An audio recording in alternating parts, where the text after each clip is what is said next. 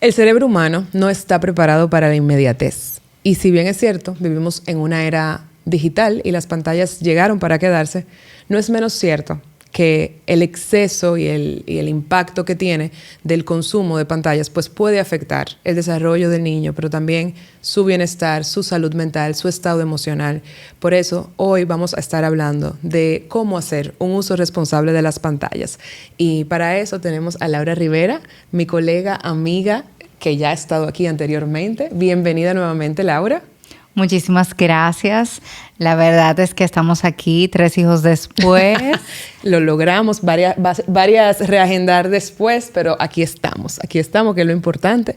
Y yo feliz y sé que va a ser una conversación muy edificante, de mucho aprendizaje y de mucho valor para nuestra comunidad. Así que gracias por decir que sí nuevamente. Yo feliz, gracias por la invitación. Vamos a empezar con un chiste. Empieza. ¿Estás lista? Espero que me dé risa, tengo miedo. Ok. ¿Qué es verde y huele a pintura? Ay, Dios mío. Pintura verde. Esa es la respuesta al chiste. Gracias a Dios que tú lo dijiste, porque yo voy a hacer helado de pistacho. Pero porque me gusta mucho y estaba hablando de eso. Bueno, pero el helado de pistacho no huele a pintura. No, exacto. O sea, que gracias a Dios que tú dijiste. Verde y huele a pintura, pintura verde. Ese es de los mejores chistes que yo he escuchado en mi vida. O sea, yo me reí tanto cuando yo escuché eso. Porque obviamente estos chistes que yo digo no son de mi autoría.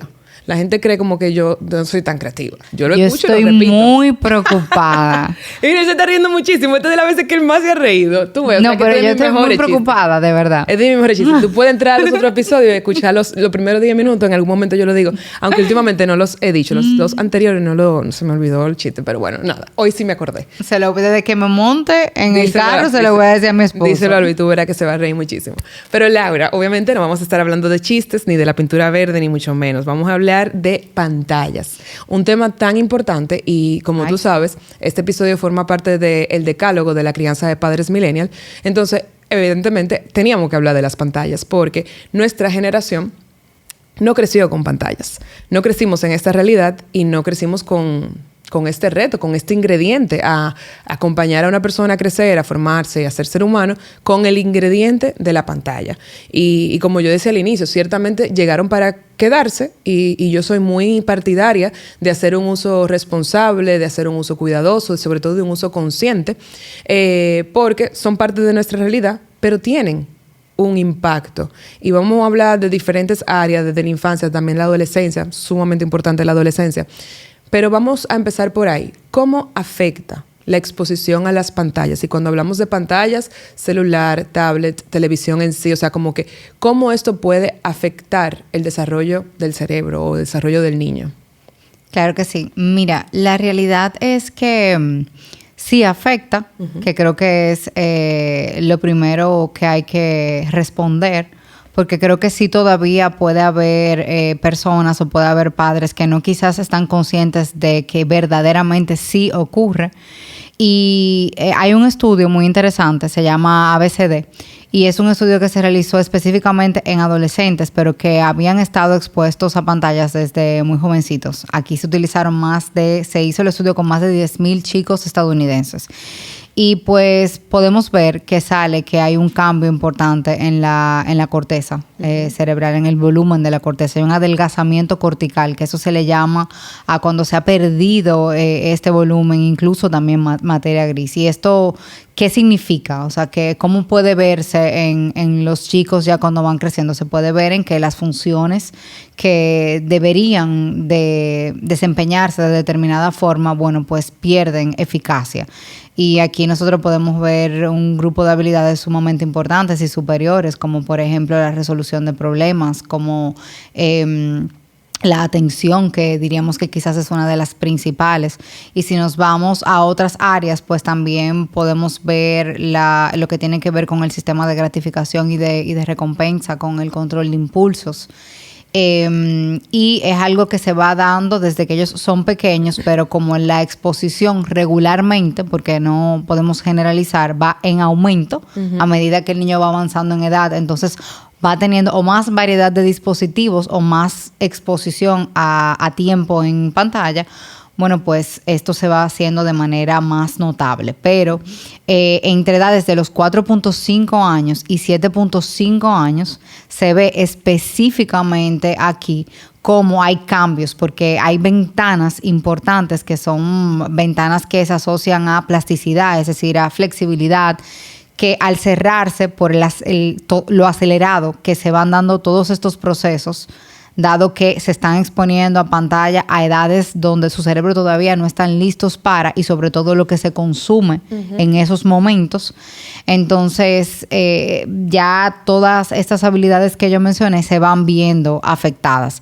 Y quizás pudiéramos decir que lo que se puede ver más significativo en estas edades es que va a haber mayor irritabilidad, es que va a haber apatía por actividades que no requieren pantalla, y que todo esto que tiene que ver con la sobreproducción de dopamina, que es la hormona que se viene asociando, el neurotransmisor que se viene asociando al sistema de recompensa, o sea, recibir placer, está tan activo que, claro, lo que no requiere ese mismo nivel de recompensa no me va a generar una motivación intrínseca. Entonces tenemos, claro, niños que cuando están en tareas que requieren un esfuerzo, que requieren persistir en el tiempo para poderla lograr, bueno, pues no están recibiendo la misma gratificación y pierden motivación y pierden interés, porque lo que sucede durante la pantalla es una gratificación sin necesariamente un esfuerzo. Claro, y altamente estimulante además. Correcto. Hay muchas investigaciones, obviamente, en torno a todo este tema. Hay un autor que yo debí de traer el nombre del libro y el nombre del autor, obviamente, que se me ha olvidado, pero no importa, lo voy a poner en el comentario, yo espero acordarme ahí. Pero un autor que es francés, y el libro lo tengo porque me lo regaló mi querido doctor Toral, que me encantó, y habla específicamente de eso, de cómo las pantallas van a impactar el aprendizaje, o sea, el exceso de exposición a las pantallas y un mal uso, un uso irresponsable, inadecuado de esto, va a impactar el aprendizaje, y habla mucho del lenguaje, de cómo impacta el desarrollo del lenguaje. Y muchas veces a nosotros los psicólogos, que somos partidarios, ¿verdad?, de hacer un uso organizado, responsable, cuidadoso de las pantallas, nos tildan de alarmistas y de que, ¿verdad?, como que exagerado, no sé qué, eso no importa, no es nada. Sin embargo, ahí sí está la evidencia, y es no solamente de la ciencia, ¿verdad?, que obviamente tiene su gran peso, pero yo te lo puedo decir, yo lo veo en el día a día, el impacto que tiene en el aprendizaje, en la capacidad de estar presente, de conectar, de regular las emociones, y cómo muchas veces estos niños desde temprana edad que presentan una alteración en el desarrollo del lenguaje, cuando hacemos el historial y cuando revisamos la dinámica y demás, hay un exceso de pantalla con mucha frecuencia. No digo que sea lo único, no digo que esa sea la única causa, pero sí es uno de los aspectos que tú escuchas con mayor como frecuencia, el tema de la exposición a las pantallas de una manera, digamos, desmedida. Yo creo que yo soy una alarma andante con esto. Y quizás puede causar incomodidad. Sí. El hecho de uno tener una posición un poquito tajante y también consistente con la evidencia, porque confronta un poquito. El estudio que mencioné hace un ratico, el del ABCD, es un estudio que se hizo a través de resonancias magnéticas craneales. Es decir, que la evidencia que se ve ya es, valga la redundancia, demasiado obvia, demasiado alarmante con lo que nos está mostrando. Ya no es un tema tan quizás cualitativo o tan de observación de lo que estamos viendo en los chicos, que quizás podemos decir, no, eso se puede deber a que es una etapa. O no, eso se puede deber a que mamá está trabajando mucho últimamente o a que papá está trabajando mucho últimamente. Es decir, hay muchas variables que hay veces que no nos permiten aislarlas y decir, bueno, sí, la exposición a pantalla puede causar esto. Ya los estudios nos están diciendo que sí. Sí, que no es un criterio subjetivo, sino es meramente objetivo, fruto de las investigaciones que se están realizando. Y es tanto así de la evidencia científica que ya hay lugares donde se están retractando del uso de pantallas. Por ejemplo, en Francia hay una prohibición de que anterior a los 3 años los niños no pueden estar expuestos a ningún tipo de pantalla, y se han retirado de guarderías, de diferentes lugares donde los niños se exponen a aprendizaje, pantallas, televisiones y diferentes dispositivos porque ya se están dando cuenta del impacto que tiene. Claro, claro. Y porque estamos empezando con la infancia, no me voy a adelantar, pero también sabemos que en la adolescencia ya hay muchas medidas que se están tomando para evitarla. Pero retomando con la infancia y con algo que yo siempre le digo a los papás para hacer aún más evidente la necesidad de cuidar la forma en que los niños se exponen y utilizan las pantallas, es el hecho de que afecta el aprendizaje. O sea, esos dos aspectos los papás lo comprenden muy rápido y muy bien, y además de que lo notan. El tema de la comunicación, de cómo se afecta, y luego el aprendizaje. Biológicamente nuestro cerebro no viene diseñado para aprender a leer, por ejemplo, a leer y escribir. Eso no está dentro de nuestra... Eso tiene un nombre, pero eso no, el cerebro no viene preparado para eso, sino que como que tú le enseñas literalmente al cerebro a que aprenda a codificar todos estos dígitos. Entonces, si a eso tú le sumas una sobreestimulación de pantallas y tú lo expones a estos estímulos que van a afectar el curso de desarrollo del cerebro, entonces tú estás poniendo al niño a nadar contracorriente. Porque es algo que biológicamente su cerebro no viene ya de por sí codificado, y luego tú le inyectas el aspecto de que todos estos estímulos visuales van a hacer que la experiencia escolar sea indiferente, no sea motivante, no sea de interés, porque estoy acostumbrado a lo rápido, a lo veloz, a los estímulos muy directos. Y lo más importante es la función. O sea, la función de leer, la función de escribir, son completamente necesarias para la adaptación a la vida adulta, para el crecimiento, para la sociedad. Es decir, ya hoy en día leer puede darte muchísimas cosas que quizás el tiempo en pantalla, dependiendo qué uso tú le estés dando, no necesariamente. Claro, hay muchísimas aplicaciones chulísimas de lectura, cosas interactivas que se pueden utilizar, que te pueden servir también para aportar al aprendizaje. No estamos invalidando eso, pero la realidad es que cuál es la función del uso de pantalla. Es muy de entretenimiento. Sí. Mientras que el otro proceso, el proceso de lenguaje es comunicación, vital para desarrollarte. El proceso de lectoescritura, aprendizaje, crecimiento, desenvolvimiento profesional, productividad en la adultez. ¿Cuál es la función del otro aspecto? Y la verdad es que con el tema de la lectura y la escritura es así. Sin embargo, es un proceso mucho más orgánico porque es una forma más de lenguaje. Es decir, yo me comunico contigo, el lenguaje va más allá de hablar. Pero la lengua que hablamos es parte importante de la comunicación. Claro. Cuando yo leo o yo escribo, yo estoy interpretando de manera diferente eso que yo hablo. Ya sea porque lo estoy haciendo una transición de lo que yo estoy escuchando a lo que yo estoy escribiendo de fonema a grafema, o al revés, porque yo estoy viendo algo que estoy decodificando. Pero es algo que es parte de mi lengua hablada, es algo que se va volviendo como que muy orgánico y que se hace en un ambiente de aprendizaje. Entonces la función, yo diría que es demasiado importante. Si de algo saben las abejas, es de flores. Hay de todo tipo y para todos los momentos. Lo importante no es solo su color, tamaño o forma, sino lo que hace sentir cada una. Y para esos sentimientos trabajan. Igual que el Banco Central, que trabaja para hacer florecer la economía y que sientas estabilidad.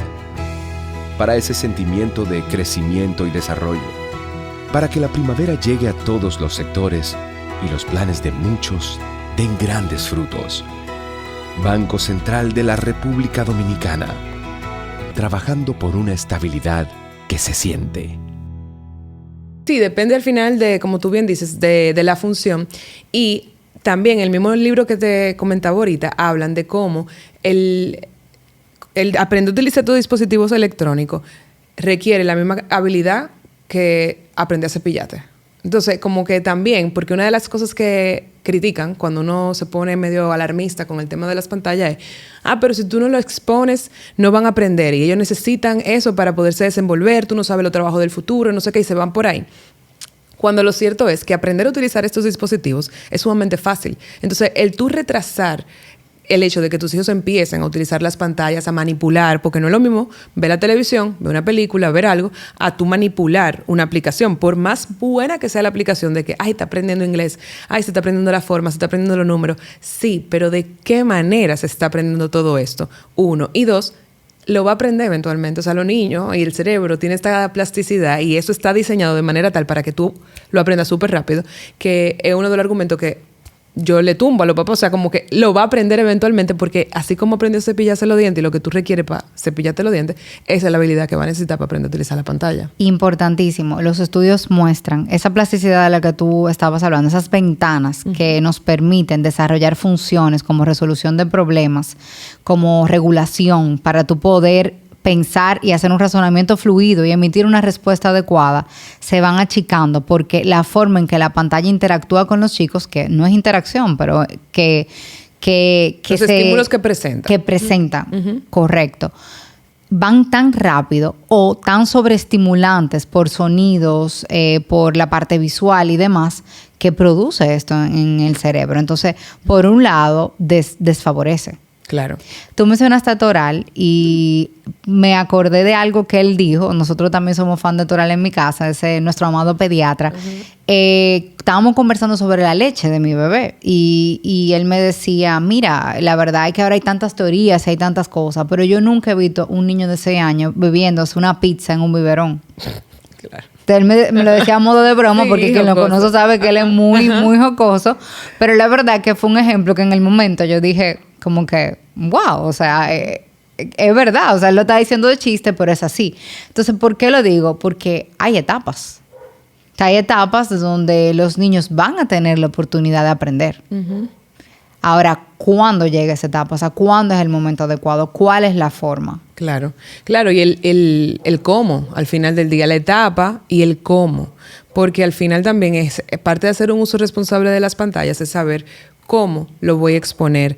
Ahorita tú mencionabas el tema de la educación, de cómo se está retirando las pantallas. Yo leí en estos días precisamente de eso, de cómo se está retomando, o sea, eliminando las pantallas del aula para retomar la escritura, porque el tema de la alta tasa de comprensión lectora era lo que más se había afectado. Se ve muy afectado, y la alfabetización en general, fruto de la inmediatez que estamos viviendo con los dispositivos y la sociedad en sí, porque, o sea, como hay muchos factores que están afectando, pero las pantallas tienen un impacto directo, y cuando tú lo llevas al plano escolar también, entonces como que tú estás afectando a un mal aprendizaje. Suecia estaba digitalizada al 100%. Ellos se retractaron. O sea, se retractaron. No están llevando lo digital a las aulas.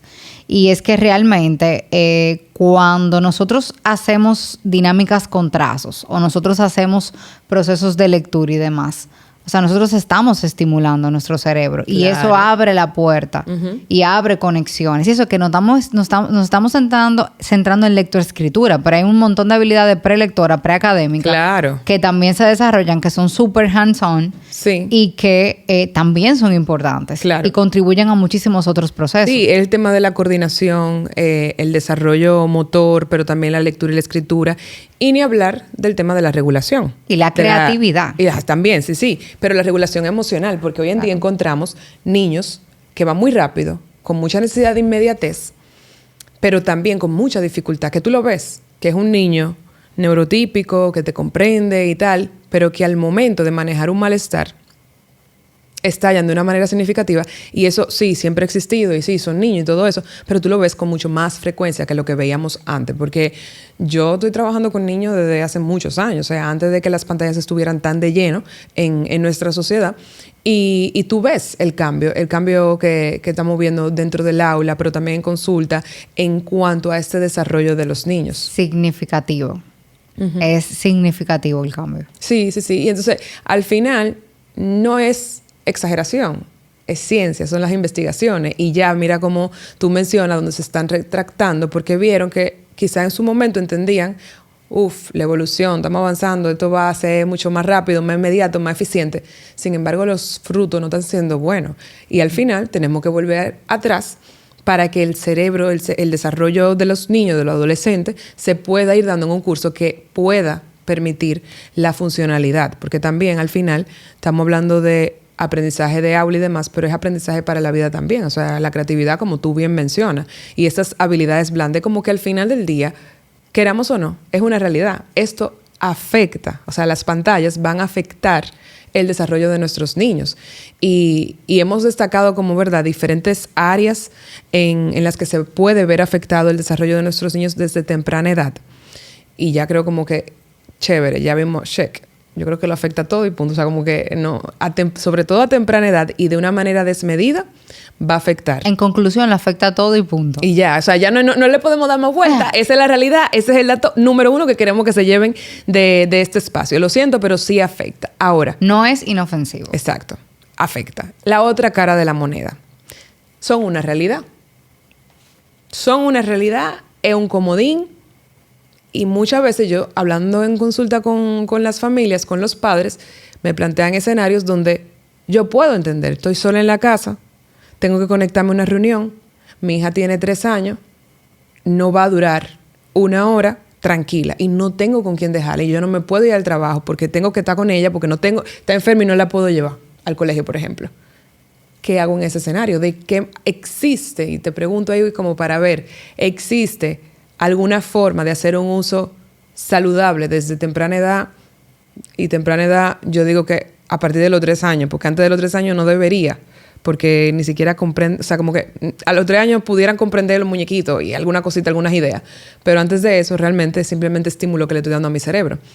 ¿Existe una forma donde esa mamá, por ejemplo, que tuvo que quedar en la casa, trabajar remoto, conectarse a la reunión, que pueda hacer un uso responsable, saludable con su hija de 3 años? Mira, aquí hay varias cosas que podemos ver. Lo primero son los hechos aislados o las excepciones. ¿Qué quieren decir las excepciones? Son aquellas cosas que hacemos de verdad con un nivel, con una frecuencia muy, muy, muy bajita. Pasan de cuando en vez. Uh-huh. Esas excepciones usualmente no van a ser determinantes en el desarrollo de nuestros hijos. Ahora, cuando este ejemplo pasa de manera constante, realmente sí requiere que busquemos una solución diferente. Uh-huh. A veces yo me sonrío, y estas son preguntas que me he hecho yo misma como mamá, no necesariamente en consulta, ¿qué hubiesen hecho antes? Uh-huh. O sea, ¿cuál hubiese sido una solución antes? Cuando no había el iPad, cuando no había un dispositivo tecnológico a la mano que mis hijos pudieran utilizar. ¿Cuál hubiese sido una solución? A veces también pienso lo siguiente. ¿Qué produce en nosotros como madres? Y ojo, le puede pasar a los hombres también, claro, como padres. El hecho de tener una actividad laboral y también ser cuidador en ese momento de nuestros hijos. Genera en ese momento un poquito de vergüenza. Sentimos que no vamos a ser lo suficientemente profesional. Sentimos que ellos de alguna manera, si forman parte de esa reunión o de ese momento, pueden alterar el buen desenvolvimiento. O sea, ¿qué significa tener que decir, no, mira, estoy con mi hijo en la casa, me voy a conectar, pero él va a estar aquí en la reunión, va a estar jugando un poquito al lado de mí, yo voy a estar un poco pendiente de él? O sea, ¿qué significa eso para nosotros? Y lo tercero, la sociedad, qué tan comprensiva es, cómo nos la ponen uh-huh. nuestros ambientes, nuestros compañeros de trabajo, nuestros familiares, amigos, en ese tipo de momentos que quizá también generan esa presión. Sí. Entonces, en esos momentos, pasa de manera aislada, un día pasó, eso no va a tener ningún tipo de implicación. Que sea la excepción. Que sea la excepción. Importante ahí que haya internet cerrado, que haya independientemente de una niña de 3 años, se puede quedar tranquila viendo pantalla, pero un niño de 3 años necesita supervisión todo el tiempo. Uh-huh. Entonces, la mamá va a tener que tener la reunión en el mismo espacio físico. Claro. Que el niño en ese momento o la niña en ese momento. Entonces, si es una excepción, lidiar con esa culpita que a veces puede venir, saber que eso pasó un día y no pasa nada. Ahí también hay un aspecto de seguridad. Quizá en ese momento mamá percibe que la niña va a estar más segura así uh-huh. que haciendo una actividad donde ella quizás no le está viendo. Pero ¿qué otras herramientas se pueden utilizar si es algo que pasa constantemente? Sí, ya ahí sería como ponernos creativos, ¿verdad? Y buscarle la vuelta a la situación. Cuando tú empezaste preguntando qué hubieran hecho antes cuando no existía este instrumento que sirve para distraer, lo primero que me vino a la mente es que esa mamá hubiera tenido que cancelar la reunión porque para empezar no existía el trabajar remoto. Entonces también ese límite de uno poder decir como que ok, no puedo el multitasking, no es real, poner ese límite cuando sea posible, porque también a mí me gusta ser realista y yo trabajo, soy mamá, acompaño a muchas familias en este proceso, yo conozco la realidad, o sea, no siempre es el escenario ideal donde yo le puedo decir a mi jefe, mira, yo no voy a poder, vamos a dejarlo para mañana. Hay responsabilidades, hay plazos que tenemos que cumplir y ahí entonces entra quizás lo que tú estás diciendo, que sea la excepción y si veo que se está convirtiendo en la norma, entonces ver de qué manera podemos reorganizar la dinámica para que ese momento de trabajo, efectivamente, mi hijo, mi hija, tenga otras actividades. Sí, creo que la reunión de trabajo es un ejemplo muy bueno porque te expone a la sociedad que no está en tu casa en ese momento. O sea, no a tu sociedad cercana, o sea, a tu familia. Pero creo que antes también la mujer que se quedaba en casa tenía un trabajo que es igual de válido que el trabajo que tiene que ver con nosotros conectarnos en una pantalla. Por ejemplo, una mujer que antes se quedaba en casa y tenía que planchar 8 camisas y hacer arroz con habichuela y carne para toda la familia, los niños que llegaban del colegio o el bebé.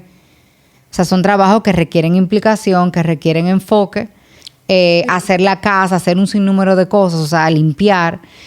Y conversando quizás en momentos con madres, algunas sienten a veces que toda esa tarea del hogar que tienen que hacer en esos determinados momentos, una de ellas es planchar, donde dicen que no pueden tener el niño cargado en el momento que están planchando, por ejemplo, por la seguridad del bebé. Identifican o sienten que puede ser más demandante. Quizá una mujer que se tiene que conectar en una reunión no piensa lo mismo, cada una está en sus zapatos. Entonces, siendo empáticas con ambas, que tienen que buscar la vuelta a los niños en ese momento, si no existiera la pantalla en ese momento para el niño, como quiera fuésemos creativos encontrando una solución. Esa solución puede ser desde ponerlo en su sillita y ponerle unos juegos en su sillita, o comprar de repente un corral lo más grande posible y llenarlo de juegos, o ir interactuando con él un poquito mientras estamos haciendo algo. Pero si es una constante, entonces va a necesitar ese tipo de soluciones. Tú sabes el principal enemigo que tenemos para lograr ese escenario que tú estás planteando, que suena muy bien. El perfeccionismo. El perfeccionismo, no lo había pensado, sí, el perfeccionismo, pero también la inmediatez en la que nosotros mismos estamos arropados. Porque ahorita yo te mencionaba, yo no veo los mismos niños que yo veía hace 10 años. Los niños son diferentes, porque están obviamente en un mundo diferente. Pero tenemos padres muy diferentes también, donde tú le dices, y me voy a poner yo de ejemplo, tú me dices a mí, coge la reunión y pon a Andrea a jugar. Aprovecha que Manuel Arturo está haciendo una siesta, pon a Andrea a jugar. Yo te garantizo que Andrea no va a pasar 3, 4 minutos y me va a interrumpir. Vamos a darle el beneficio de la duda, 8 minutos. Y va a ir a interrumpirme. ¿Pero por qué? Primero, porque quizás la acostumbramos mucho a estar muy disponible todo el tiempo. 1. 2, quizás debemos de reforzar un poquito el tema de los límites, de que ahora no. Y 3, ahí quizá sí con el ejemplo de Andrea, pero que lo escucho mucho, y somos nosotros víctimas como adultos también, no sabemos parar y estar. Tenemos que estar haciendo muchas cosas al mismo tiempo. 100%. Entonces, de repente, obviamente estamos en otra sociedad, otra cultura. Antes, tú podías poner un niño en el corral. Yo recuerdo a mi sobrina, cuando ella nació yo tenía 10 años. Y mi sobrina de verdad podía estar en el corral tranquila con un juguetico. Pero hoy en día esa es la excepción de los niños. Sí, cada niño va a ser diferente. Sí. Y puede que con uno sea más retador que con el otro. Se puede ir intentando, ir practicando, pero es que realmente va a requerir flexibilidad. Desde la flexibilidad, que si esa niña viene y te interrumpe, no pasa nada. Se pone el micrófono en silencio en ese momento. Ojo, como mamá, la mía solo tiene 1 año. Pero he tenido momentos en que he estado en la casa sola. Por ejemplo, hoy el metro se dañó. La señora de mi casa llegó más tarde de lo regular y mi esposo estaba afuera y yo tenía reuniones en la mañana y mi bebé habla como un periquito. Eso nada, lo entienden ella y la gente que vive en Corea solamente en este momento. Exclusivo hasta el momento. Sí, exactamente. Pero ella no para de hablar. Y claro, yo le doy a Olivia el celular prendido y me imagino que ella se quedará viéndolo el tiempo que sea. Claro. Pero yo la tengo cargada, esta es la realidad, reino de eso, full atención, y quien está conmigo recibiendo el servicio en ese momento o haciendo la dinámica que estemos en ese momento, pues yo espero que también pueda ser comprensivo en ese momento. Hay un capítulo de This Is Us que yo, no sé si tú viste esa serie. Obvio, la amé. Bueno, Ramdal estaba buscando terapeuta y tuvo una experiencia y decidió cambiar. Y cuando estaba en entrevistas con diferentes terapeutas, una de las cosas que le hizo conectar a él con el terapeuta con el cual él estaba trabajando fue que la sesión de terapia se interrumpió porque el hijo le abrió la puerta, chiquitico, y entró corriendo, papá. ¿Y qué hizo el psicólogo? Lo alzó, le dijo, mira, saluda. Entonces el niño saludó y a él le encantó porque ¿qué vio? humano, no le llamó la atención al niño, lo cargó, lo involucró en el trabajo. O sea, el trabajo no es algo que me aleja de ti. El trabajo no es algo que me distancia de ti, sino que yo puedo tener algún acercamiento contigo en ese tipo de momentos. Y ahí el niño se veía hablando. Yo he estado en sesiones y ha pasado, o sea, en sesiones personales, y ha entrado la niña que llega del colegio y saluda y yo saludo. Y quizá estoy hablando de algo que para algunos pueden ser, no, ¿cómo va a ser? Eso no puede pasar. Pero nosotros nos sentimos tan apurados porque probablemente el ambiente también nos lleva a ver que en este momento tenemos que estar full concentrado, un niño ahí es una distracción, te está desenfocando, ¿cómo va a ser que se interrumpa? Entonces, yo creo que también todos podemos ser un poquito más amorosos y comprensivos. Y empáticos. Y eso también vamos a llevarlo al plano más social, en un restaurante. Hoy en día tú sientes una culpa y una preocupación de que el niño se paró, de que el niño se fue corriendo, y es más fácil, obviamente, darle una pantalla que se va a entretener y se va a quedar sentadito. Pero ¿qué pasa? Que a veces la gente que está a tu alrededor no entiende que tú andas con un niño. Manuel y yo somos uno que elegimos restaurantes amplios y que vaya poca gente. Y sobre todo en la mañana, que hay menos gente todavía. ¿Para qué? Para no molestar, porque luego tú te vas a un restaurante donde la población es muy adulta y tal, o estamos muy pegados, y se incomodan. Entonces, y mira el nivel de tolerancia para no molestar, como uno lo piensa. Ajá. O sea, que el nivel de tolerancia a nuestro alrededor... Tú percibes que tú estás haciendo una molestia para el otro porque entienden que el niño se vaya a sentar a un restaurante a estar tranquilo cuando eso no. O sea, no va a pasar, no va a suceder en la primera infancia que un niño tenga la capacidad de quedarse toda una comida sentado. O sea, en algún momento se va a tener que parar, bajarla. Y por eso muchas veces yo sé que optan por ponerle la pantalla para que tenga un comportamiento socialmente más adaptado, pero que no es sano porque tampoco están aprendiendo a socializar en este contexto. O sea, tampoco es válido ahí el uso de pantallas, y mucho menos, que siempre se lo digo a los papás, como un calmante. No. Ahí es donde hay nunca. A mí me ha tocado, o sea, ser coherente y aplicarme muchísimas cosas que he recomendado en esta etapa. Recientemente nosotros fuimos a comer sushi a un lugar que nos encanta, y Olivia estaba hablando altísimo, como un loro. Y las otras mesas miraban y yo dije, o sea, ¿qué tú haces con ese momento como de penita? Ajá. Que tú se lo transmite, entonces no hable, entonces no te expresa, entonces estamos en un ambiente que no es flexible al niño. Y yo me trabajé esa mente en ese momento hasta que yo traté como que de olvidarme y de disfrutar.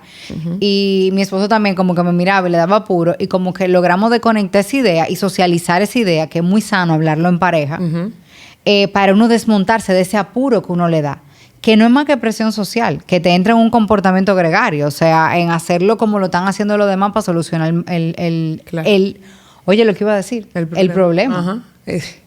Es fuerte. Es fuerte. Sí. Entonces, cuando tú intencionalmente lo trabajas, ya llega un momento que quizás tú sales y tú no estás pensando tanto en eso. Ojo, claro, no debe el derecho de nosotros termina cuando estamos invadiendo el derecho de otra persona. Claro. Eso es cierto. Dentro de los parámetros. Pero sí, un niño es un niño. Claro. Estamos hablando de que...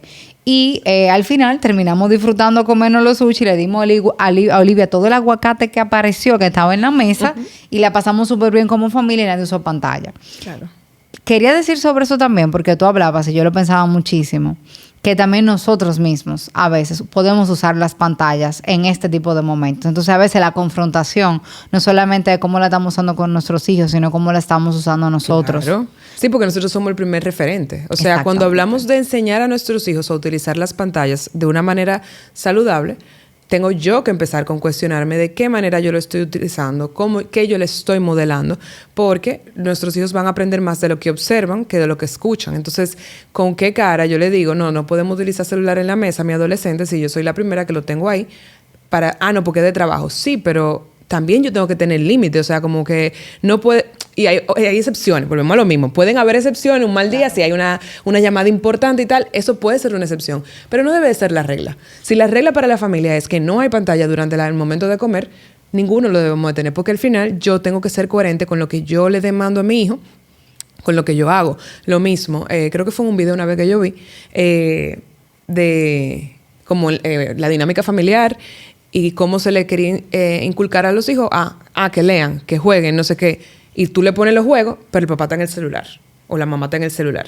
Entonces, ahí mismo yo también como que reflexioné, cónchale, ok, yo quiero que ella lea, puede ser un momento donde tú leas, tú manipules tu libro y yo voy a también a leer, o sea, como que modelar ese momento de que estamos leyendo, o sea, al final van a aprender más de lo que observan de nuestro ejemplo que de lo que yo le digo. Entonces, si mi hijo también me normaliza, y claro, bueno, pero él tiene 3 años, yo soy un adulto, es verdad. Pero si yo todo el tiempo estoy en la pantalla, en el celular, también yo le estoy normalizando eso y cuando me lo venga a pedir o se pegue para ver el video que yo estoy viendo, es lo normal porque esa es la actividad que yo estoy haciendo. Claro. Entonces, también ser ahí muy conscientes de que parte de hacer enseñar a nuestros hijos a hacer un uso saludable de las pantallas es yo también ser coherente con esto que le quiero enseñar. Y creo que ya ha quedado muy evidenciado la necesidad de hacer un uso responsable, cuidadoso, sabiendo que son parte de la sociedad, pero que todo tiene su momento, que todos, o sea, hay medios, hay excepciones, hay momentos, pero también qué yo le estoy modelando, cómo yo estoy utilizando las pantallas. Y yo he compartido, creo que anteriormente aquí, pero y fuera de aquí también muchísimo lo he dicho, o sea, la maternidad, uno de los regalos más hermosos que me ha dado es confrontarme a mí misma para yo intencionalmente ser mi mejor versión. Y no para mi hijo, para Andrea, para Manuel Arturo, sino también para mí. O sea, como que me confronta aspectos de mi vida que yo tengo que mejorar para poder estar mejor para mis hijos. O sea, el básico y que siempre menciono, el tema de la pausa. Cuando mi hija nació, Andrea, la más grande, yo no estaba acostumbrada a hacer pausa. Yo no sabía estar con un bebé, porque los bebés es mucha tranquilidad y yo estaba acostumbrada a lo rápido, a hacer muchas cosas. Y esa pausa yo la necesitaba tanto. Y así un montón de ejemplos te puedo dar de las cosas que mis hijos me han enseñado y que me han ayudado a mí a ser mejor persona. Pero las pantallas también es uno de estos. O sea, cuando yo aprendo a utilizar la pantalla de una manera más saludable, más consciente, me estoy cuidando a mí y estoy cuidando a mi hijo. Yo para eso puedo compartir como mamá que he sido muy intencional con acciones. Por ejemplo, una de las cosas que yo estoy haciendo es que yo dejo mi computadora en el consultorio. Súper. Constantemente. Constantemente. A veces hasta fines de semana. Si me la llevo... Bueno, el otro día tenía una charla y tenía que trabajar la presentación y me la llevé para poderla hacer después de la consulta, pero la realidad es que le estoy dejando y he tratado de cumplir eso. He tratado de volver a pedir libros físicos, de ya no leer tanto en el iPad ni en el Kindle. Chale, pero el Kindle está mal, vieja, también.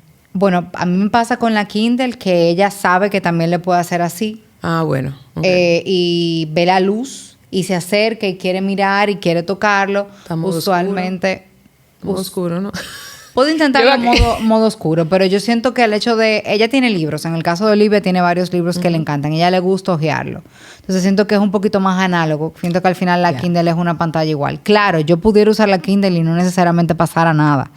Pero yo sí he tratado... pero tiene sentido modelarle con lo mismo. O sea, con lo así como sus libros son de pasar página, el mío también.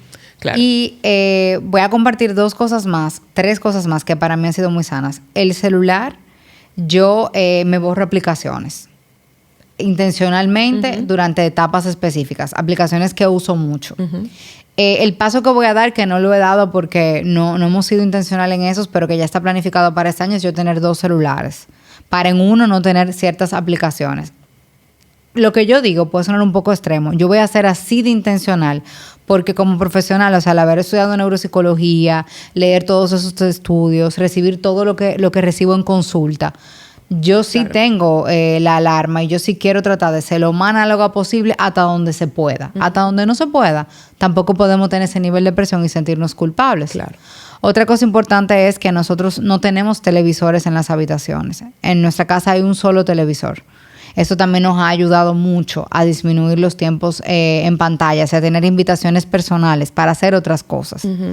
Y lo tercero, que a mí me hace muchísimo bien cuando voy a almorzar, es que yo juego con los juegos de mi niña. O sea, cuando yo me entro con ella en el playpen, en el corral, yo... los puppets que salen hacia arriba los utilizo, leemos los libros juntas y al principio me parecía muy aburrido, me daban muy pocas ganas de hacerlo, yo tenía ganas de hacer otras cosas, pero hoy en día se ha vuelto un hábito y lo que relaja y lo que desconecta, eso es increíble porque nosotros tenemos un niño interior. Claro. Que hay que sacarlo a pasear también a veces. Sí, y te das ese permiso de jugar, literalmente, que como adultos hemos perdido ese placer de jugar, pero que efectivamente tenemos nuestro niño interior y que cuando nos damos ese permiso de conectar con lo lúdico, ayuda muchísimo a la salud mental también, porque te relaja, fomenta la creatividad, además de que el vínculo que tú estás generando con tu hija significativo en esa experiencia de juego. A mí esa recomendación me la dio una persona que María Luisa quiere mucho y yo también, que se llama Sari. La amamos, un abrazo. Cuando estaba embarazada. Como ella sabe que yo puedo ser muy intelectual, muy concreta, muy orientada a trabajo, productividad, ella me invitó a jugar desde el embarazo. Y yo le decía, ¿cómo así que voy a jugar? Y yo empecé a jugar desde el embarazo y para mí, de verdad, yo le decía a mi esposo, ¿cómo yo voy a jugar cuando yo, o sea, no me gusta? Y lo comencé a practicar desde ahí, me he acostumbrado y la verdad es que es un regalo grandísimo porque es el verdadero tiempo de calidad también con los niños. Sí. Y en esa misma línea, al final, es identificar las cosas que a ti te gustan y con las que tú conectas para utilizarlo. Porque una de las quejas constantes de los papás, que yo no sé jugar, es que a mí no me gusta, no me siento cómodo. Validísimo, porque es real, no sabemos hacerlo. Pero si empezamos con actividades que nos gusten, porque en mi caso, yo tuve que empezar hablando, porque a mí lo que me gusta es hablar. Entonces, habla con tu bebé, habla con tu hijo, o sea, como que hablar. Y ahí empezamos a conectar. Y ya luego, entonces, ok, ¿qué me gusta? A mí me gusta leer. Pues entonces hay que tener libros. Vamos a leerle cuentos. O sea, porque esas son actividades que para mí yo disfruto. Y ya luego eso va evolucionando. Pero empecemos siempre con esas actividades que para nosotros son de disfrute. Claro. Si es cantar, si es bailar, leer, construir, dibujar, armar rompecabezas. O sea, como que buscarle la vuelta. 100%. Porque al final va muy de la mano. O sea, parte también de hacer un uso responsable de las pantallas es saber comprender el límite, saber los momentos en los que no son permitidas las pantallas y qué vamos a hacer para ocupar el tiempo, porque vamos muy deprisa y nosotros no nacimos con las pantallas, pero ya estamos abrazados por la pantalla y ya es como es lo normal, es lo hábito, está disponible todo el tiempo, las aplicaciones de interacción que nos mantienen ahí todo el tiempo también. Entonces tenemos nosotros también que ser intencionales en hacer ese uso responsable y buscar con qué vamos a llenar esos espacios que no sea con las pantallas. Laura, entonces, como creo que hemos abordado mucho de la infancia y nunca es suficiente, aquí no podemos pasar horas hablando porque sé que hay mucho contenido de valor, pero ahora quisiera como que nos vayamos a otra etapa de nuestros hijos y que actualmente están siendo extremadamente vulnerables porque ya tenemos adolescentes que crecieron en la era digital. Todos los que nacieron a partir del 2010 ya nacieron en un mundo muy digital y que simplemente se ha acelerado significativamente esta disponibilidad, esta exposición. Entonces, esto está siendo una población muy afectada por su desarrollo. Y ahorita hablábamos del tema de la lectura, de la escritura, pero yo también con Toral hablaba que, cónchale, es que el cerebro va a tener que evolucionar porque habilidades. Por ejemplo, antes teníamos que buscar palabras en un diccionario y eso yo estoy segura que te va desarrollando ciertas destrezas, coordinación y tal, y lógica, que ya tú no tienes que utilizar esa habilidad. O sea, nuestros hijos crecen, no tienen esa necesidad. Entonces, ya tenemos adolescentes que han crecido en otra realidad de mayor inmediatez, de mayor acceso a la información. Por una parte, ChatGPT, inteligencia artificial, todo ese tema que ya ahora mismo están viviendo también. Pero luego el aspecto social. Porque yo creo que obviamente sí, ya estamos claros del tema del aprendizaje y cómo eso va a impactar y aquí no nos vamos a inventar la rueda de cómo hacer ahora con la inteligencia artificial, eso lo podemos dejar en otro episodio porque eso también es otro mundo, pero sí yo quisiera que pusiéramos el foco en cómo un mal uso de las pantallas desde temprana edad, o ponte tú, no lo empezaron a temprana edad, pero a los 10 años le di su celular para que tenga acceso ahí, controlado. El control parental no es tan rígido, pero bueno, o sea, como que hay que estar consciente de eso. Llega hasta un punto. Y nuestros niños aprenden a utilizarlo más rápido que nosotros, entonces ellos también aprenden trucos. Esos adolescentes que están teniendo acceso a redes sociales, o sea, el impacto que tiene a nivel social, emocional y de autoestima. ¿De qué manera hoy en día ese uso desmedido y dicho de una manera quizás más cruda, irresponsable de pantallas puede impactar la salud mental de nuestros adolescentes, preadolescentes y adolescentes? Nosotros podemos cerrar la puerta de nuestras casas, ¿ok? Pero si nuestros niños tienen dispositivos abiertos al internet, el ladrón tiene la llave. Wow. Nosotros podemos ser intencionales con los cuidados y con todo lo que nosotros hacemos y con los valores de la casa y con la cultura de la casa, por ahí ellos tienen acceso a otro mundo. Totalmente. Desde leer realidades políticas, sociales, grupos. En Internet hay cualquier tipo de foros y de grupos con pensamientos que pueden ser muy desligados a los valores que nosotros tenemos en la casa. Ellos pueden vivir un malestar un día que les genera una emoción, pero cuando ellos buscan esa emoción en Internet, encuentran foros de personas que tienen esa emoción y las soluciones que están buscando para eso pueden ser autolesivas, literalmente. Entonces, ¿qué vamos a ver en nuestros hijos? Para ir a la respuesta a tu pregunta, que tienen este tipo de acceso, podemos ver una falta de conexión con lo que viene siendo el mundo a su alrededor, una falta de interés por conectar con la familia, por conectar en contextos sociales, o puede haber una comparación constante de lo que es su autopercepción y su autoimagen con lo que ellos están viendo en pantallas. Ese indicador de las comparaciones, del autoconcepto, de la autoestima, es uno de los que más se repite en investigaciones de consecuencias de uso de pantalla con los adolescentes.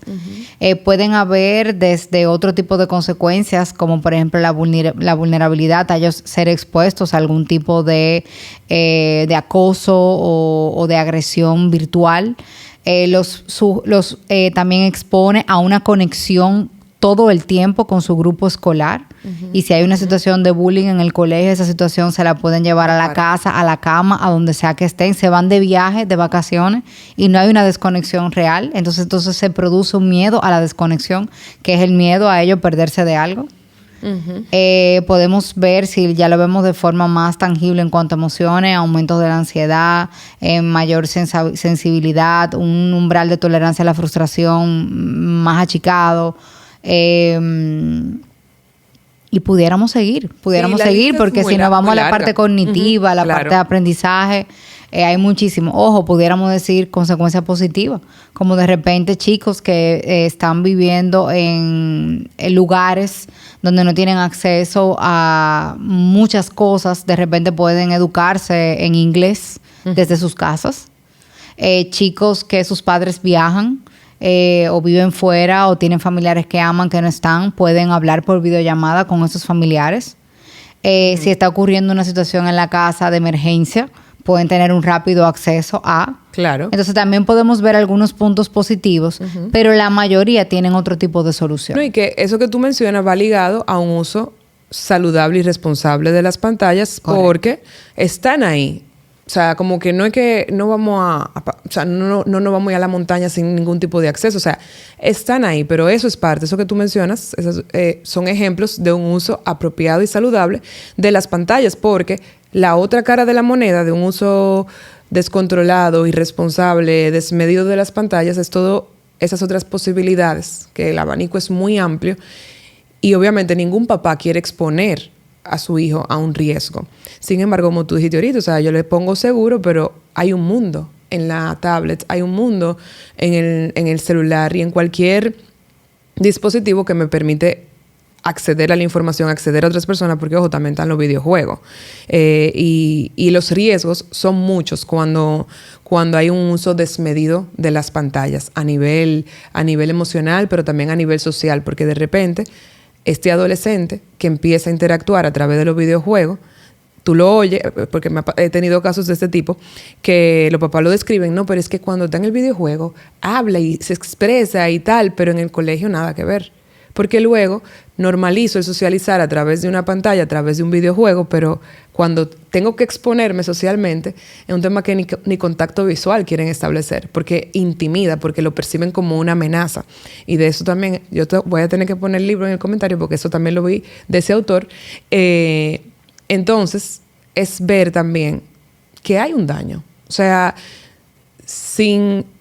no es por ser exagerado, no es por ser alarmistas, es un hecho. Hay un daño, hay un impacto y lo que queremos es cuidar, porque la tasa de suicidio ha aumentado, porque la tasa de depresión ha aumentado. Y sí, obviamente hoy tenemos más instrumentos para medirlo y todo lo que tú quieres, más investigaciones, pero también es un hecho, es más frecuente. Yo te puedo decir que en Respirare, los últimos 10 casos que yo he visto con temas de autolesión o de ideaciones suicidas están enlazados con el uso de la pantalla. Es un hecho. Ya sea porque hubo situaciones de bullying en grupos de WhatsApp, ya sea porque preguntaron a inteligencia artificial, ya sea por foros, ya sea por cosas que vieron, ya sea porque estuvieron de vacaciones y por ahí recibieron un mensaje X que detonó, que conectó con algo que estaba pasando. Te pudiera mencionar un montón, pero es una conexión o algún tipo de interacción que tienen esos chicos a través de estos dispositivos. Claro, hay un montón de otras cosas que pueden influir, pero la realidad es que de que aumenta la vulnerabilidad, claro, la aumenta de manera significativa. Sí, y es que tenemos que estar claros de una cosa. Ciertamente los niños son muy inofensivos, muy vulnerables, hay que cuidarlos, pero el adolescente también.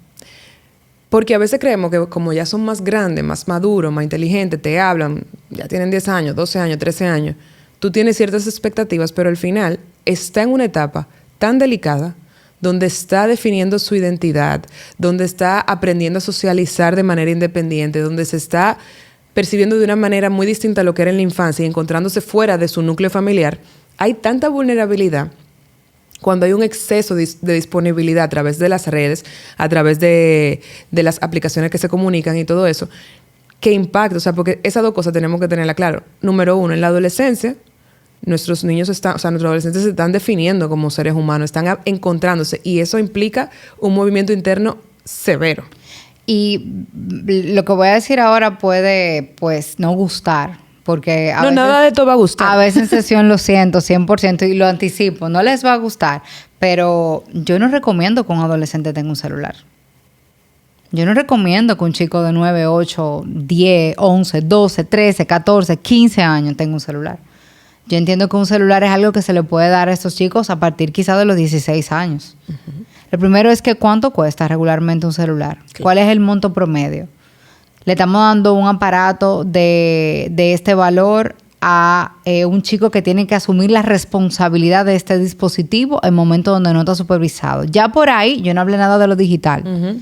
Ahí hay algo que nosotros le pudiéramos poner un poquito de ojo. ¿Qué esfuerzo financiero hace la familia para comprar este tipo de dispositivos? ¿Cuál es la ganancia que recibe el niño del uso de este tipo de dispositivos? Esta ganancia no se puede satisfacer 100 veces más con otras actividades que no requieren el uso del dispositivo y no cuesta ni siquiera un peso, hablando, por ejemplo, de dinero. Uh-huh. ¿Qué exposición nosotros le estamos dando? Ellos necesitan desconectarse de su grupo de colegio. Totalmente. Ellos necesitan decir adiós a las 3 de la tarde, nos vemos mañana, y verse al otro día. Si hay trabajos grupales, los papás pueden hablar entre ellos. Claro. Pueden haber otro tipo de interacciones. Que los demás chicos lo utilizan. Muchas familias, por ejemplo, van a dejar que sus hijos duerman en otras casas y hay familias que no. Claro, que de toda la vida ha pasado que unas familias hacen una cosa y la mía no necesariamente tiene que hacerla. No necesariamente la hacen. Claro. Entonces, hay cosas que nosotros le estamos dando a nuestros hijos porque nos la piden. Y por la presión social. Y los que tienen el discernimiento de saber, la pregunta no es él lo quiere, es él tiene la capacidad cerebral, las funciones cerebrales, la madurez socioemocional para manejar lo que significa ese contacto con el mundo ahora mismo. Para que él ponga en un explorador y haga preguntas y ahí le salgan 300 opiniones que no tienen nada que ver con los valores que nosotros estamos tratando de cimentar en nuestra casa. Eso quizás es uno de los temas ahora mismo principales que tenemos. Una de las preguntas más constantes de preadolescente y adolescente es el tema de le damos el celular o no. Por otro lado, un adolescente pide a gritos, o sea, necesita, y si me escucha un adolescente, menos le va a gustar este comentario. Supervisión. O sea, ¿cuál es la privacidad que nosotros le damos? No, esa es su privacidad. Yo no puedo ver lo que hay porque esa es su privacidad. ¿Cuándo empieza esa etapa en que debe haber esa privacidad? Es una pregunta interesante. Sí. Yo recuerdo, no sé cómo era en el caso tuyo, María Luisa, pero eso de puerta cerrada, de tú no puedes entrar a mi cuarto, de dame mi celular, de yo me voy a la cama con el celular en la mano a los 13 o 14 años. O sea, Claro. ese tipo de cosas de, ay, es su privacidad. Ay, no, pero es que es su celular. Esas reglas en la casa, o sea, en cuanto a los dispositivos, papá y mamá sí, ustedes la pueden poner. Y la deben de poner. Y la deben porque de al final poner. del día, claro que sí, que vamos a querer fomentar autonomía, independencia, darles su Confianza. espacio. Todo eso lo vamos a querer inculcar, pero hay maneras y hay aspectos en los que vamos a permitirlo. Pero no puede ser en todo lo que mi adolescente me pida porque, lo voy a traumar, lo voy a afectar, lo voy a dañar, no va a querer, no voy a poder ser su amigo. Partamos de ahí, además de que no estamos para ser amigos de nuestros hijos, sino para ser padres que guían. Entonces, sí, definitivamente no podemos ceder como a esa presión. Muchas de las decisiones que vamos a tomar, nuestros hijos no se las van a encontrar cool. Correcto. No les va a gustar. Sí. Nosotros vamos a terminar conversaciones con ellos y ellos no se van a ir contentos. Y lo podemos hacer con amor. ¿Por qué no te estoy comprando el celular? Porque te amo con todo mi corazón y por lo que he leído, por lo que he estudiado, a pesar de que muchos chicos lo están haciendo todavía a tu edad, tú no tienes las herramientas. Ese momento va a llegar. Correcto. Y le podemos dar otras opciones de otras cosas que se pueden hacer. Totalmente. Pero decir que sí, yo he escuchado repetidas veces que todos los chicos de su curso tienen. Presión social, volvemos ahí. Y a veces presión también escolar, porque Bueno. el iPad es un requerimiento en la mayoría ahora mismo de colegios, desde temprana edad. ¿Cuál es el nivel de supervisión que me da el colegio de lo que mi hijo hace con ese iPad? ¿Cómo yo sé que en recreo o a la salida no está jugando Roblox al lado de su amiguita? ¿Y qué está consumiendo por ahí? ¿Y con quién se está conectando? Si por está ahí? en el mundo de Gucci, viendo en Roblox muchísimas cosas que hay, por ejemplo, en esa tienda, y cuando se monta en el carro, en vez de pensar, ay, qué bueno que estoy viendo a mami, ay, yo quiero una Gucci, por dar un ejemplo. Entonces, Sí, plantearnos eso de saber que yo le puedo y le debo de decir que no con mucha frecuencia, lamentablemente, porque eso no es lo que nuestros hijos quieren, no lo van a recibir bien, pero saber que nuestra mente está puesta en cuidar ese desarrollo y ese crecimiento y ese estado emocional de nuestros hijos. Y antes de pasar al punto 2, que yo decía de 2 cosas a tomar en cuenta, como recogiendo un poquito ahí lo que tú dijiste, a todos los que nos escuchan, sí, es verdad, porque esto pasa con mucha frecuencia, que invalidan un poquito el criterio, porque deja que tú tengas el adolescente, deja que fulanito llegue ahí. Sí, ciertamente, yo no lo estoy diciendo como mamá de un adolescente, yo lo estoy diciendo como profesional de salud mental y Laura por igual, que ha estudiado, que ve la evidencia y que las cosas están ahí, o sea, como que no es 100%, no lo puedo decir desde mi testimonio como mamá, pero sí desde la mirada profesional, porque cuando yo voy al gastro, yo no cuestiono, yo puedo buscar una segunda opinión, pero yo no puedo cuestionar porque yo no soy gastro, yo no soy doctora, yo tengo que confiar también en ese criterio, porque muchas veces estos temas que remueven mucho y confrontan mucho y que generan cierto malestar, a veces buscando como debatirlo, tú sabes, pero al final del día es tener la certeza de que si hoy estamos compartiendo esta información y si hoy estamos poniendo todo esto sobre la mesa, es desde todo el amor y el respeto que sentimos hacia el desarrollo de los seres humanos. lo estamos viendo muchísimo en consulta. El incremento, o sea, todos estos temas, yo siento que están muy presentes ahora mismo. Y claro, Y que generando mucho más. Tenemos chicos con televisiones inteligentes en sus habitaciones, con iPad, con computadoras, con celulares, que están bombardeados Exacto. de la presencia tecnológica y también de lo que viene siendo la conexión todo el tiempo con sus compañeros. Exacto. Tenemos chicos que no se aburren, No saben aburrir. que si se aburren, su cerebro, como está acostumbrado a estar en una sobreactividad, aun cuando están sentados por el acceso a pantalla, entienden que este aburrimiento es malo o que es ansiedad o buscan un culpable por ese aburrimiento. Cuando una de las cosas que los niños, los adolescentes y los adultos más necesitamos es aburrirnos. No nos damos el chance. Y se ha satanizado el aburrirse. Correcto. Entonces, sí, definitivamente me gustaría que también lo veamos en el sentido de qué cosas podemos hacer.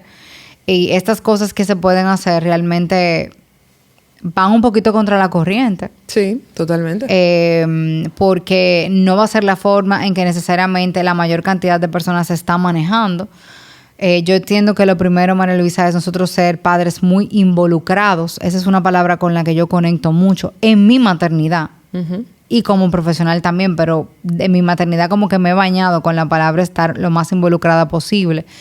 Y espero y admiro los padres que pues intentan esto, aún con hijos que ya están adolescentes y hasta que están adultos. Uh-huh. Y espero que eso me pueda hacerlo también. Pero ¿qué significa eso?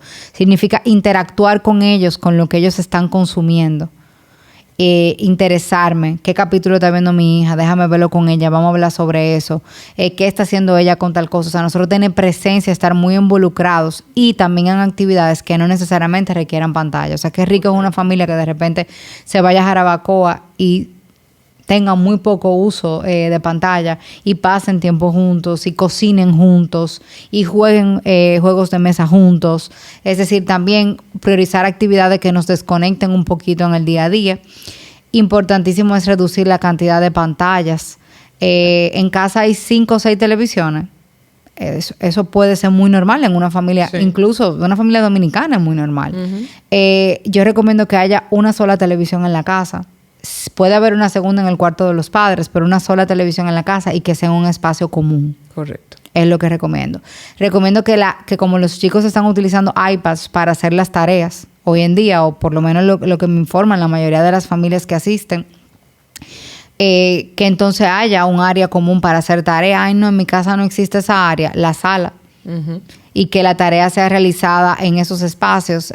Tengo padres que, por ejemplo, me dicen, no, porque me dice que está haciendo la tarea, pero cuando la entro, está bailando en el espejo y veo que está usando TikTok de repente. Entonces, no sé cuándo. Entonces le digo, no, mi amor, dame el iPad. No, que todavía me falta hacer este ejercicio de la tarea. Entonces, una solución muy positiva puede ser que se haga en espacios donde haya una supervisión. Y ojo, es lo correcto. Si ellos están teniendo un dispositivo con internet abierto, uh-huh. No comprar celulares hasta que los chicos no tengan. Son recomendaciones que, claro, cada familia ve qué hace con ellos. Coge y deja según lo que le funcione, pero que definitivamente deben haber acuerdos y reglas para el uso de las pantallas. Correcto. Y en el caso que nosotros decidamos que ellos sí van a tener celular, definir un parámetro de tiempo, definir que papá y mamá pueden supervisar el celular, definir cuáles son las aplicaciones que pueden tener en el celular, definir que es un dispositivo que va a ser regulado por los padres, que este dispositivo no le da a ellos una posición de adultez o de uh-huh. posesión sobre esto, sino que es algo que es un recurso administrado por papá y mamá. Sí, porque tú decías ahorita el tema de la privacidad, es que el celular y la pantalla no debe de ser un objeto de privacidad y debemos ser honestos con ellos. Imposible. Porque no le podemos decir, sí, es tuyo, y después yo cogerlo escondido. O sea, tenemos que ser honestos con ellos y que ellos sepan que de vez en cuando yo puedo revisar a ver qué tú estás viendo, porque hay un mundo. Aquí es correcto darle a ellos herramientas. Mira, si te habla alguien extraño, dímelo. Correcto. O sea, claro, hay que insertarle a ellos. Esa recomendación de la confianza, de la comunicación es sumamente importante. Y también hay que decirle a ellos que para protegerlos de ese tipo de cosas, mamá y papá van a estar supervisando porque los chicos son muy creativos. Correcto. Y hay veces que nosotros les decimos cosas y eso hasta les siembra a ellos una curiosidad. Uh-huh. Y ellos buscan ver, y a veces no lo hacen con una mala intención, pero después que tienen ese contacto, la vulnerabilidad es muy alta. Correcto. Entonces, sí explicarles a ellos y indicarle a ellos que nos pueden hablar si algo pasa, que nosotros no nos vamos a molestar, que si algo les preocupa que seamos las primeras personas en saberlo. Uh-huh. Pero eso también va acompañado. No es porque te di esa herramienta, entonces ya no superviso. Claro. Tiene que haber supervisión. Eso es muy importante. Uh-huh. Y otra recomendación, papá o mamá que decía, no, mi hijo tiene 13 años, yo le voy a comprar el celular. ¿En qué espacios de la casa lo va a utilizar? Yo recomiendo que la actividad constante de estar en la cama acostados usando el celular hasta tarde en la noche se limite. Que haya una hora a partir de la cual el celular se entregue, o sea, el celular se deje en algún lugar de la casa, que no se pueda llevar a la cama, que no vaya a la habitación. Sumamente importante. Y si podemos limitar la variedad de pantallas, también es importante. O sea, celular, consola, televisión, iPad, computadora. Es demasiado. Si lo podemos limitar lo más posible, a qué es lo más necesario para el uso de esto. A una computadora, que él se la lleve al colegio y con eso, a un iPad, perfecto.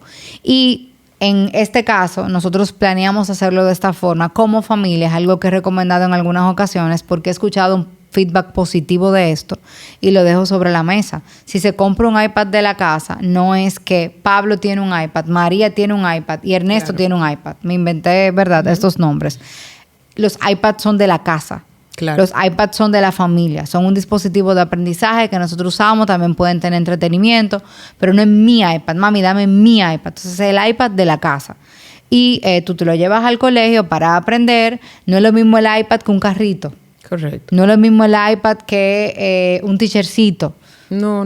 Es un recurso de aprendizaje de la casa. Y esto ayuda bastante a cómo los niños perciben este tipo de recursos y a la facilidad que entonces pueden tener los padres de intervenir y de estar en contacto con esto. Y también claridad de la función, de para qué tú lo utilizas para estudiar, lo utilizas para adquirir más conocimiento. Entonces, de repente, cuando llega el momento de entretenimiento, entonces podemos entretenernos con otra cosa. Y yo diría que tratar de llenar los espacios vacíos con algunas actividades, porque al final estas actividades de manera orgánica nos ayudan a tiempos sin pantalla. Ya sea hay niños que no son tan deportivos, los deportes son ideales, pero tratar de que sean actividades donde ellos puedan socializar, donde ellos puedan conectar. Y para las familias que esto no es posible, no tienen nada de malo con actividades en la casa que no requieran pantalla. Correcto. Como pintar, como armar bloques, como inventarse recetas que ellos puedan hacer, como un mundo de otras cosas. Por ahí anda un video, María, de unos niños que no tienen pantalla, están en la casa jugando y hacen de todo con una caja. Claro. De todo con la caja. Hacen un avioncito, se esconden en la caja y hacen un sinnúmero de cosas. Esto no pasara si hubiera, por ejemplo, el acceso a la televisión. Y los niños orgánicamente son así. No sé si les pasa con sus bebés o con sus niños pequeños, pero ustedes les regalan un carrito y ellos prefieren jugar con el bote de agua. También. O con la caja donde vino el carrito, claro. A veces puede ser igual de atractivo que el teléfono. O sea, a mi niña yo le sueno la botella de agua y ella inmediatamente mira. Entonces, ellos sí pueden disfrutarlo. Claro, y además es que ese tipo de materiales que tú estás mencionando de fin abierto también va a fomentar lo que es la creatividad, despierta el interés, pero hay que permitir que se expongan a todo esto porque ciertamente es más cómodo, obviamente, ¿verdad?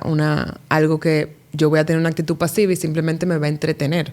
Para mí como adulto es más fácil también.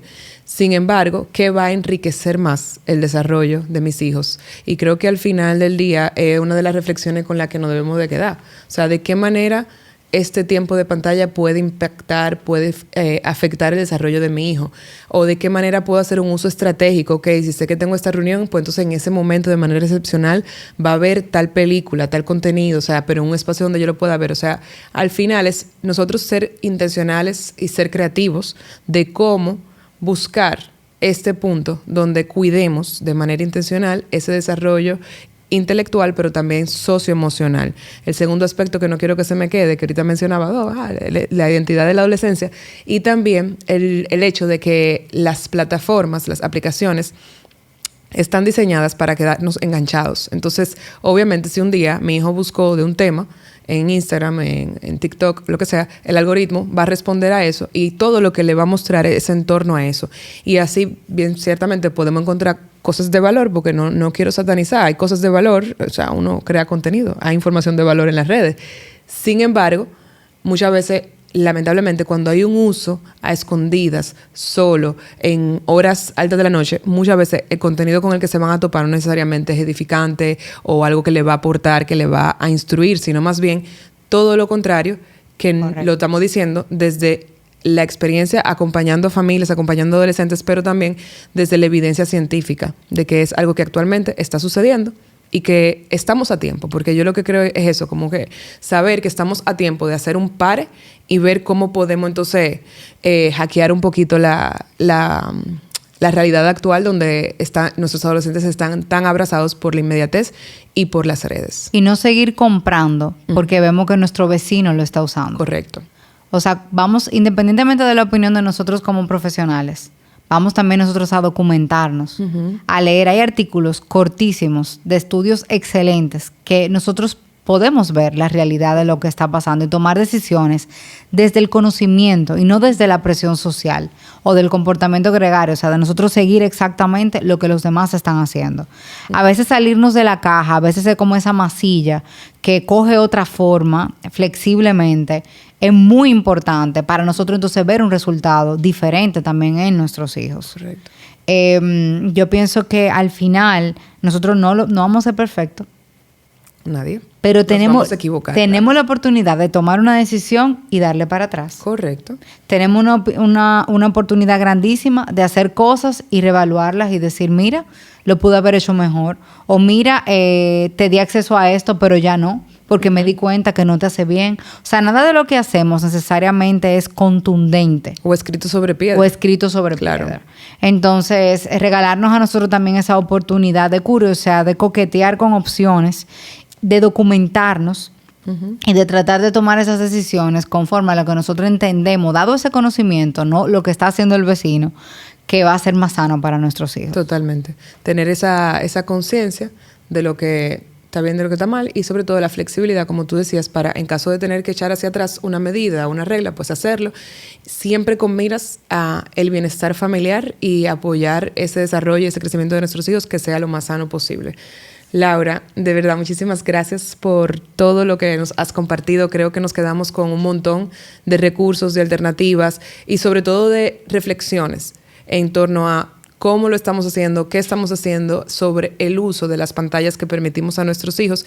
Al final, esto es un gran reto y no estamos solos. O sea, como este decálogo surge precisamente de ahí, de comprender que como padres de esta generación compartimos muchos retos, muchas responsabilidades y que no es fácil, pero que sepan que no están solos, que compartimos mucha de esta carga y que cuando lo vivimos en comunidad y en colaboración, pues se hace más ligera y podemos abrir nuestra mente a otras alternativas. Así que Laura, nuevamente gracias por todos tus aportes. Espero verte por aquí nuevamente en menos tiempo, ¿verdad? No, que no tengan que llegar 3 hijos más. Con Dios delante. No, a 3 más no va a pasar. No vamos a llegar ahí, no vamos a llegar ahí. Quizá 1 o 2, pero no 3 más. Mucho. Gracias a todos los que nos acompañaron. Nos vemos en un próximo episodio de No es Terapia.